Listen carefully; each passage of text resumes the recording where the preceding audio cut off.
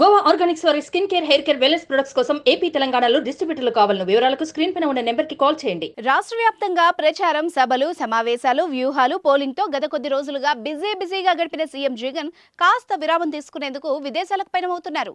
ఫ్యామిలీతో గడిపేందుకు లండన్ కు నేడు బయలుదేరనున్నారు. శుక్రవారం రాత్రి 11 గంటలకు విజయవాడ నుంచి లండన్ పర్యటనకు వెళ్లనున్నారు.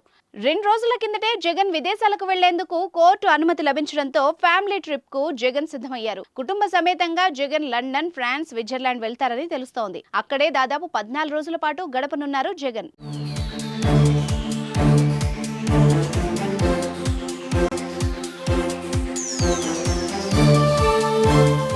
సీఎం జగన్ విదేశాలకు వెళ్లేందుకు అనుమతి ఇవ్వాలని నాంపల్లి సిబిఐ కోర్టులో పిటిషన్ దాఖలు చేశారు.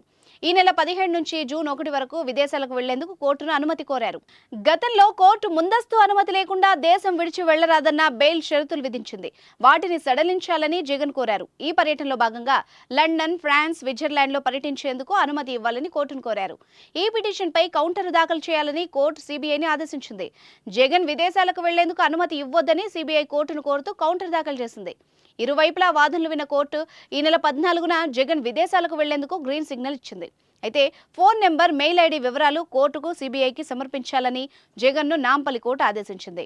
జూన్ 4న ఓట్ల లెక్కింపు జరగనున్న సంగతి తెలిసిందే. ఎన్నికల కౌంటింగ్కు 4 రోజుల ముందు తిరిగి రాష్ట్రానికి రానున్నారు. ఈ నెల 31న తిరిగి రాష్ట్రానికి వచ్చే అవకాశం ఉంది.